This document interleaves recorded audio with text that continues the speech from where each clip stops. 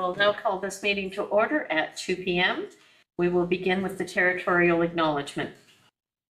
In the spirit of reconciliation, we acknowledge with respect the history and living culture of the Anishinaabe, the people of the Three Fires known as Ojibwe, Odawa, and Potawatomi Nation, who have inhabited this land from time immemorial. We recognize that these lands are the territories of the Chippewas of Saugeen and the Chippewas of Nawash, collectively known as the Saugeen Ojibwe Nation, the keepers of this land. Georgian Bluffs is located on lands encompassed by treaties 45.5, 67, 72, 82, and 93. We reflect on our role as treaty people and the need to live in respect and peace and show respect to the First Peoples who inhabit these lands and waters. Moving on to approval of the agenda, we have one item as part of the recommendation to be added, and it's that consideration of approval to purchase the Airlight unit be added under new business as deferred at the last meeting of the board, and that the agenda be approved as amended. Could I have a mover and a seconder, please? Member Keaveney, Member Bell, is there any discussion? None. I will call the vote. All in favor? That is carried. Does any member wish to declare a pecuniary interest? Seeing none, you may declare at any time throughout the meeting if one should arise. Minutes of previous meetings, the recommendation is that the minutes of the Inter-Township Joint Board of Management meeting held on April 21st, 2026 be adopted. Could I have a mover and a seconder, please? Member Winters and Member Plagans. I almost drew a blank there. Well. Is there any discussion? I will call the vote. All in favor? That is carried. Public participation. For presentations, any person who wishes to make a presentation to the board must register with the clerk at least 10 days in advance of the scheduled meeting. To register, you can complete the online delegation form at www.georgianbluffs.ca/delegations or call the clerk's office at 519-376-2729, extension 601.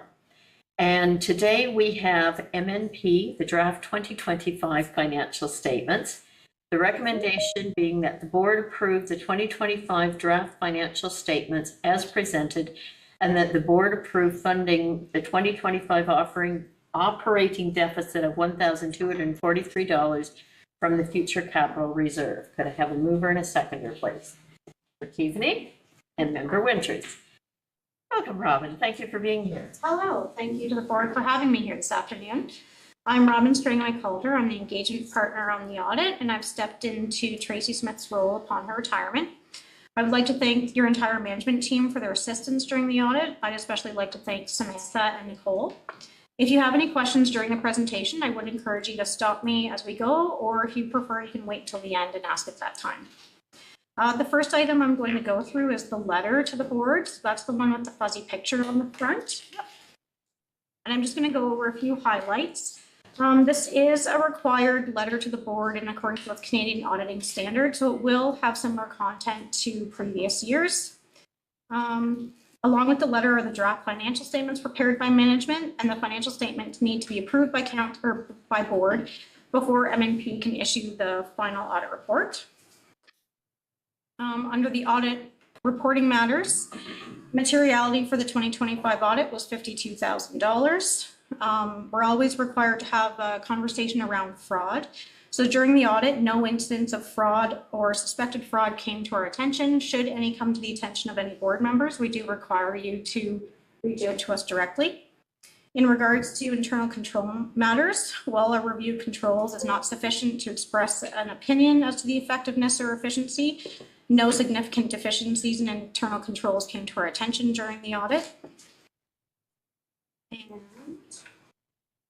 under other areas, I can confirm that MNP is independent of the Inter-Township Fire Department, and therefore we can issue the independent auditor's report. There is a detailed letter outlining our independence included in this letter, but I won't go into it in detail. It's just, again, another requirement under Canadian auditing standards. And we did not identify any unadjusted differences during the audit, so there's no schedule of unadjusted differences included in this letter, like sometimes there might be. So So that just means that everything came to us already adjusted or minor adjustments were made during the audit. If we want to switch over to the audited financial statements themselves, I'll start with the audit report. So an audit opinion is the highest level of assurance that can be provided by a public accountant. In the second paragraph is where you'll find our opinion, and it states that the financial statements present fairly in all material respects the financial position of the department as at December 31st, 2025, in accordance with Canadian public sector accounting standards. In the middle of the report, it highlights management is responsible for the financial statements, and at the bottom of that section, it also highlights that those charged with governance, in this case the board, are responsible for overseeing the department's financial reporting process. And on the next page, it details the responsibilities of the auditor. So basically, this report is saying that it is a clean audit opinion and no issues or concerns came to our attention during the audit. If we move on to the statement of financial position, also known as the balance sheet, this presents the department's financial assets and liabilities as at a point in time on December 31st, 2025. Here you can see that total assets increased to 1.2 million, and that includes primarily cash increasing to $1,214,998. That $321,000 increase is mostly due to the capital contributions received during the year that were not spent on capital and transferred into that capital for future, reserve for future capital. Total liabilities were $243,737 for the year. You can see that the amount due to the Township of Jordan Bluffs increased to $32,544, and that balance at the end of the year represents the admin fee as per budget, as well as washroom capital expenditures that were incurred and cash flowed by Jordan Bluffs, which is not paid from the department over to Jordan Bluffs until after year end. Non-financial assets include prepaid expenses, which increased to $11,546,000, and that includes some prepaid insurance that relates to 2026, but it was paid in 2025. And tangible capital assets decreased to $1.5 million, and that represents the net change in additions less amortization for the year. Coming down to the total accumulated surplus of $2,604,599. You can see that accumulated surplus breakdown in note 3, and it includes the invested in tangible capital assets of that $1.5 million, the unfunded asset retirement obligation of $59,661, and that just relates to that asset retirement obligation liability that was new last year related to removing any asbestos or remediation of designated substances located in the building. The working capital reserve of $150,000 is in that accumulated surplus number. The future capital reserve fund of $938,000, and the new WSIB surplus reserve of $13,401 that was created when council approved or board approved July 15th, 2025 to put into reserve surplus received directly from WSIB during the year, which was basically revenue that the fire department didn't realize they were going to get, received, and upon board approval was transferred into a new reserve. On the next page, we can see the statement of operations and accumulated surplus. This is the income statement, and it represents the transactions for the year. Revenue includes all external revenues for both capital and operating, and does not include transfers from reserves. Total revenue for the year was $1.4 million. Expenses include operating costs, amortization, and accretion expense for the asset retirement obligation. It does not include capital purchases or reserve transfers. Total expenses for 2025 were $1,301,782. It is worth noting that the budget column for expenses does not include amortization and accretion. So if amortization and accretion expense were removed from that actual balance of expenses, then actual expenses would be $1,132,000, which is in line with budget. It's a little bit higher than the budget, but most of that was related to salaries, which can be attributed to if there's overtime for a long fire or more fire than we're budgeted for. So the total revenue less total expenses comes down to the annual surplus on this statement of $144,505. The annual surplus is not the operating surplus. The annual surplus on the statement of operations is reported under PSAB and does not include capital purchases or reserve transfers. Once capital was purchased and transfers to reserves were done as per budget, there was a small general deficit of $1,245 that is proposed to be funded from reserve, and it's shown in these draft financial statements in Note 5 budget. So these statements reflect that proposed transfer from future capital reserves to fund the small deficit. On the next page, the annual surplus of $144,505 that was on the previous page is adjusted for amortization and actual capital purchases. It comes down to an increase in net financial assets of $246,978, which brings us down to that bottom line of the net financial assets at the end of the year, which is $1,030,230. You'll notice that it is about $100,000 or about $900,000 higher than, sorry, about $100,000 in the budgeted $900,000. And that represents a change in timeline for the building capital project that had been budgeted. So there had been, you can see it better if we look up at the acquisition of tangible capital assets. There was budgeted to be $143,750,000 in capital purchases, but actual was only about 55. And basically that represents the change in timeline for doing major work at the fire department building itself. And so that's why at that bottom line is appearing higher than budget. So it's not good or bad, it's just representing the change in timeline. So I've tried to keep this presentation at a high level overview. I wasn't going to go into any further detail of the statements or notes themselves unless anyone had any specific questions. Does anyone have any? We'll turn to the board for any questions. I am not seeing any. Grant, I can't see you now, so if you have a question, please just speak up. Okay. Thanks, Mark Earl. No, all good here. Thank you. So if there's no questions. All right, thank you. Thank you. Thanks, Rob. Okay. And I will call the vote then. All in favor? That is carried. So there are no delegations for items on the agenda.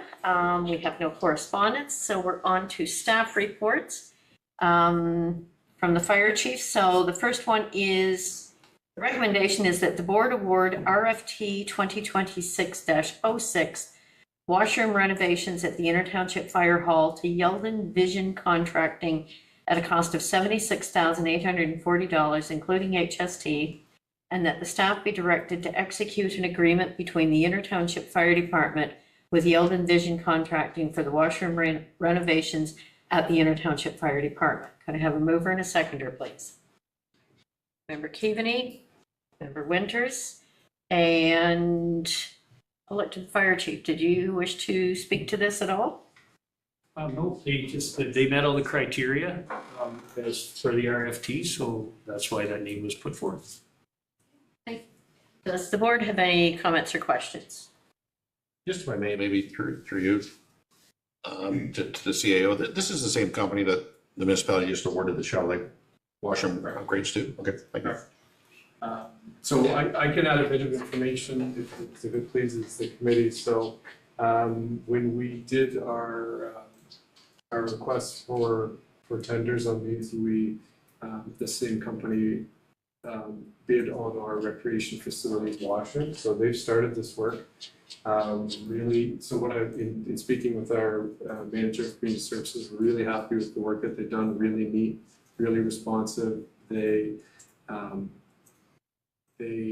seem to be affordable. They don't contract out any of the work out. They do all the work themselves. But our experience so far is that they've started at the recreation center very tidy, very organized, and already at work, and very happy with what they've done so far.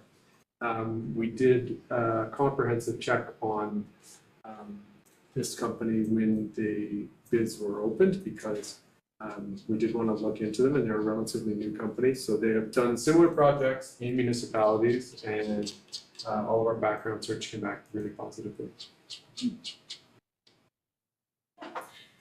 Member Keaveney, go ahead. Chair Carlton, thank you. If I may ask Brian, I'm just curious to know, because they were so much under in the tender for this washroom than the other companies that did. Was that the same case for your recreation washroom? Yes. It was. Yes. Interesting. I think we need their contact information. Okay. There's no other comments or questions. I will call the vote. All in favor? That is carried. Next item is the 2026 Quarter 2 report. Recommendation is that Township Board of Management receive report ITFD-2026-10 for information. Could I have a mover and a seconder, please?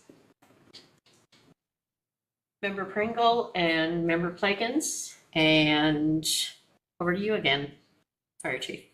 Yeah, just a quick overview. If everybody had a chance to read the report. Calls were up a little bit last month, or last quarter over the previous year, so our calls are up a little bit from the previous year, and great commitment from the firefighters.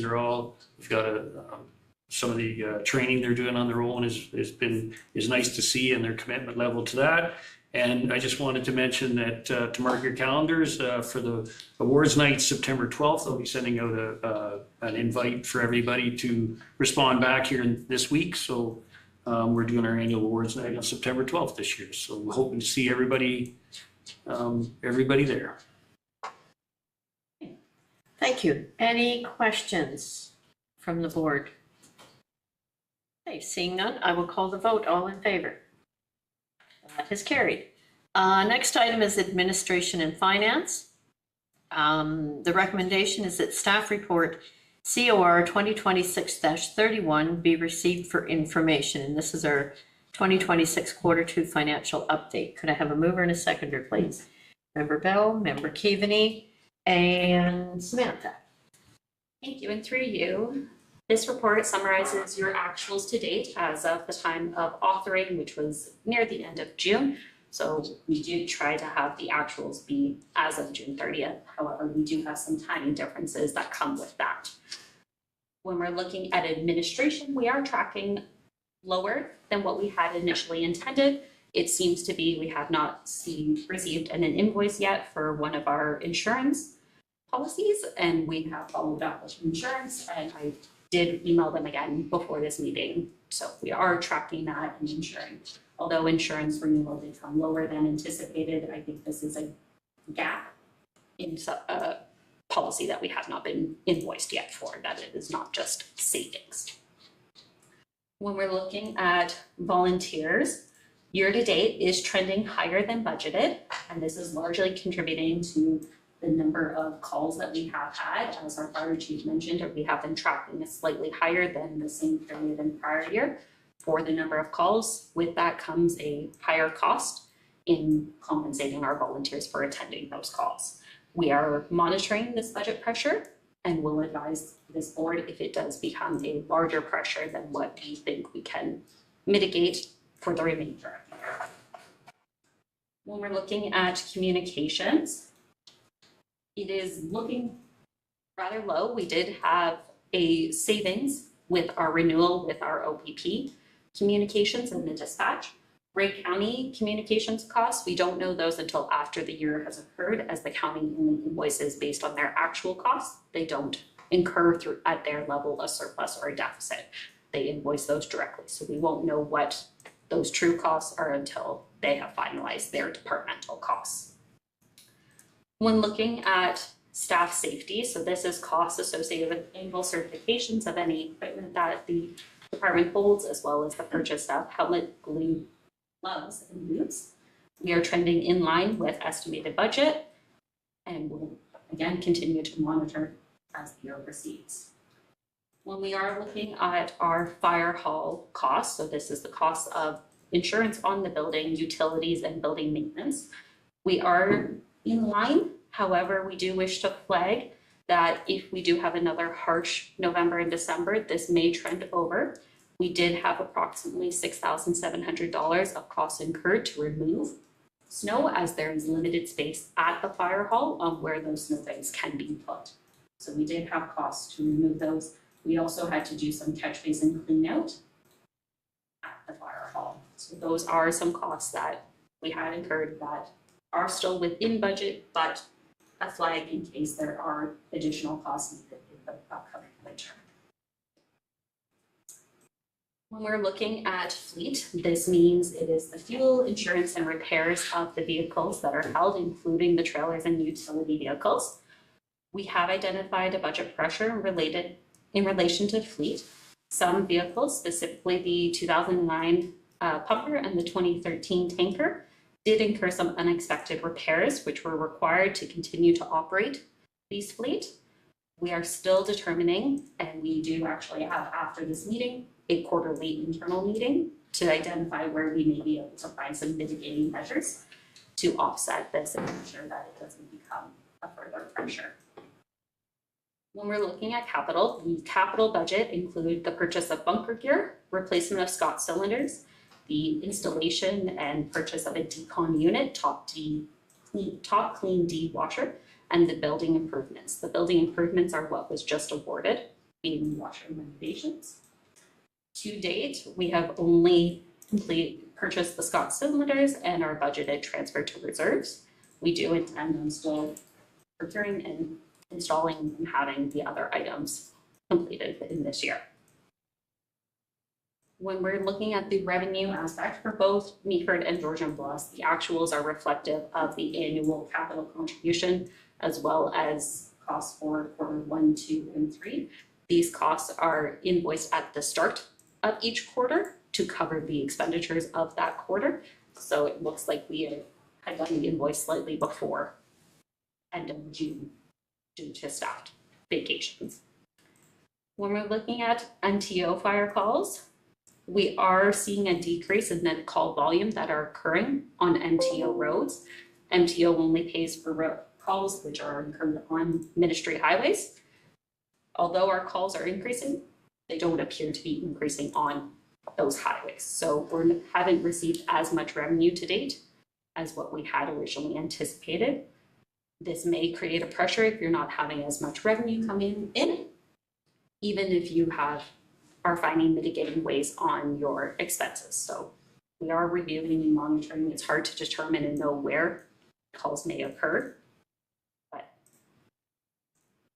when we're looking at interest and miscellaneous, so it is trending slightly higher than originally budgeted, same as prior year. WSID did also have a surplus that they are mandated to extend out to their qualifying bodies, companies, schedulers, I guess, whatever word they use, I apologize. So it was approximately 14,900 that ITFD did receive in 2026. And if you wish, you may transfer this to the reserve. Staff do know that they still have to update the reserve policy to include what that WSID reserve fund or reserve can be used on. That has not been lost. Unfortunately, it has not been completed yet, so apologies in advance for that. But yes, this board may, if you wish to amend the motion to have that transferred to that same surplus, you may do so, or if you wish to keep it in general operating, that is also an option for this board if you wish to wait and see how we find over the next few months any mitigating measures that we may have for some overages. When we're looking at reserves capital, this line, it has no actuals. This is something that we only pull from the reserves, what we need to fund the actual capital costs. We don't do that accounting entry until after the year is completed that we know the cost of all of our capital. Happy to answer any questions if there may be so. Thank you for that. Questions from the board? Go ahead, Tony. Oh, thank you, Madam Chair, and specifically to the chief. I really liked your last comments on your basic outlook for serving the community. You've got your staff that are taking more courses, they're getting upgrades. That's only making your staff that much better, more professional in all their different fields of study. And I like the line that you added in to meet the needs of the growing communities. So that's an ongoing, happening event that your department is working very hard at. And I appreciate the comments that you wrote there. They were very meaningful, so I thank you for that. And overall, a job well done at this point. Thank you. Thank you for those comments. Anyone else? Go ahead. Thank you, through you. I mean, I just want to commend Samantha. I mean, I think you heard the board loud and clear last year that we want to have a balanced budget at the end of the year, and that you recognize some of the pressures early on, and that you're watching them. We anticipate having the same conversation at the end of the year where we come in at budget or below. So thank you. Anyone else? I have just a couple of comments. The winter costs. So we went over budget on those because of the weather last year. Going into the early part of this winter, we're probably in the same position. Do we ever, if we're under that amount, put the leftover funds, so to speak, into a specific reserve for winter costs? Or do we always just try and pull from somewhere else? Do we have a specific reserve, I guess is what I'm saying? Thank you, and through you, given the smaller scope of the Township Fire Department compared to a municipality, it does not have a bunch of different reserves for different services, that it is a bit more combined. Staff already know they are looking at the reserve policy for the board, that is something we wish to direct staff to explore. We are happy to do so, but I also want to caution, given the smaller scope, you don't want too many that all have small balances, because you may find you have to take from more places to find something when it is spread out more. That makes perfect sense, so thank you for that. The WSIB, you mentioned perhaps amending the recommendation to give direction on that. Do you need that now, or you want to wait until you have a reserve policy, or what would be the preference there? Thank you, and through you to the board, I'm indifferent. That is up to this board. If you wish to wait until you maybe see a policy, that to know what those funds may be spent on, that makes sense. If you wish to wait and see where we may be tracking at the end of Q3 to know if we need those funds in 2026 to fund operating, that is also reasonable. So we do have time, and it is something that we can make sure that we do keep referring back to and bringing up at this board level so that it doesn't get lost. Okay, so you don't need a specific direction from us at this point, okay? Okay. If there's no other comments or questions, I will call the vote. All in favor? That is carried. Okay. We have no unfinished business. We have new business. And the recommendation here is that the Township Fire Department Joint Board of Management endorse the purchase and retention of the Grey County Fire Chief's Air Light Support Unit, ALSU. Could I have a mover and a seconder, please? Member Keaveney, Member Pliggins, and I will turn to Jeff on this, our fire chief. As per direction of the board for the last, from the last meeting, I did get a chance to go to Meaford and both George and Bluffs to discuss this truck, and then I'm hoping that both municipalities got an idea what the purpose of this truck is and how it's going to benefit not only us but our neighbors as well. And I'm hoping that to endorse this and moving forward. Thank you. Does anyone have any questions on this item? Okay. Seeing none, I will call the vote then. All in favor? That is carried. Thank you. Okay. Board inquiries and comments. Does the board wish to make any inquiries or direct questions through the fire chief?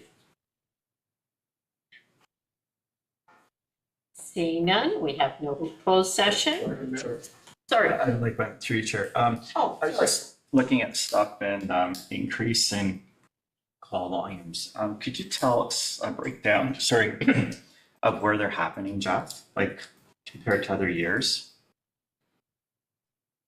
Because we do see an increase in our wages going out. I was just wanting to know, like, it all becomes part of the calls. Where do you see the biggest increase? And is there any place that you see that savings can be had in responding to these calls?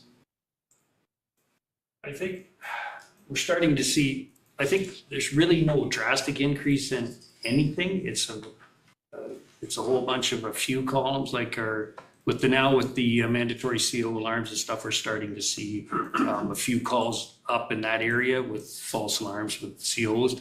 And medicals are hanging out around the same, around 25 to 30%. They're not increasing that much, but it just seems to be a little of everything. And we've had more fires this year than past years too as well. So some of the calls are more longer duration calls as well.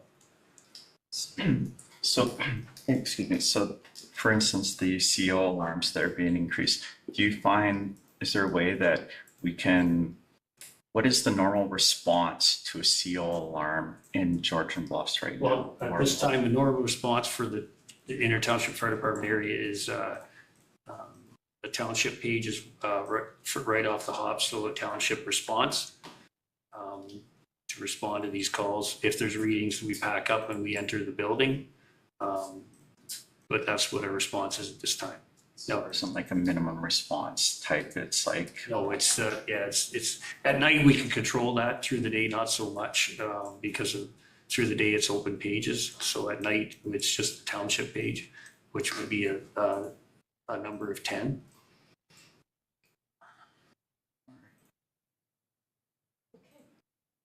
Member Keaveney, go ahead. Thank you, Chair Carlton, and I was just curious to ask the chief, thinking of the forest fires in the north and smoke concerns and so on, I could check your website, but has Inner Township put out a fire ban this past week, or were we comfortable that people were going to be cautious enough? Or? Yeah. So what we did is I talked to my neighboring chiefs, especially North Bruce chief as well. Him and I collaborate, and South Bruce as well, and then Meaford if we can, as we reached out and we didn't find a concern talking with them just due to the dew count in the morning. But we did release a statement addressing the smoke in the quality of the air. We did release a statement through Georgian Bluffs, and as well stating the safety of burning, with wildfires. Just be cognizant of when you're burning, or if you don't have to burn, don't burn. And we did have people phoning in to activate burn permits, which if they were a larger one, I asked them, can you hold that off till next week, which they were all pretty obliging. So we weren't getting a lot of, I think we were maybe getting 2 a day showing up on our burn permits. So everybody's pretty obliging and helpful that way. So we did have some that we just referred to this week, so they'll be burning this week. Understand the air quality will get better. So, yeah. Anything else? Okay, seeing nothing. Thank you, both of you, for those comments and questions. So no CAO. While we're on the topic, I just had a second to reflect on that. It's a really good point, because when I connected with the chief earlier this week, we talked about the fire ban. And I'm maybe a little bit guilty of short-sightedness, because what we did was we talked about what the rest of the community is doing and what we're doing, or like our neighboring communities and the province are doing, and we opted to communicate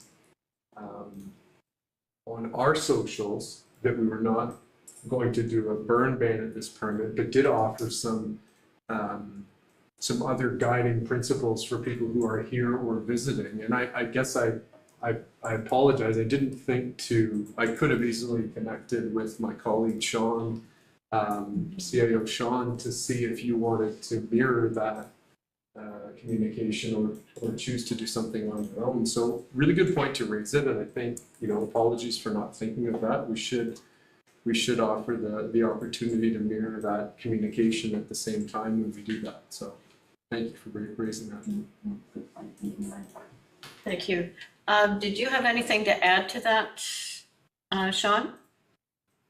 No, I think it's a really good point that we just look at having some joint and collaborative communication. I think that would go a long way, and I appreciate Ryan's comments. Thank you. Good points made. Okay, no closed session, and date of the next regular meeting will be September 15th at 2 p.m.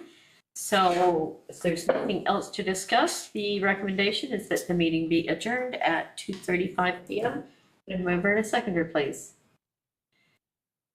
Member Winters, member Plagens, and I will call the vote. All in favor? That has carried. Thank you, everyone.